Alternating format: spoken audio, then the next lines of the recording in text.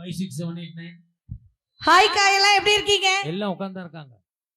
நல்லா இருக்கீங்களா? நான் முடியாம கிடந்தேன். அண்ணா கொஞ்சம் நல்லா வெயிட்டா வச்சிருக்கேனா?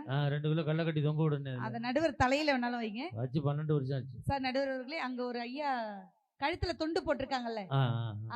நீங்க தாங்க. நல்லா பாருங்களேன். எங்க அப்பா மாதிரியே இருக்காரு சார். அதான் இங்க வந்து உட்கார்ந்துட்டாங்க உள்ள இருக்கு. ஆமா, ஏன்? இதெல்லாம் இங்க மகளை பாக்குறதுக்காக. மரமே வீட்ல விட்டுக்க மாட்டாரு. அப்பலாம் இல்ல. அப்பா நான் பேசுவாங்கப்பா.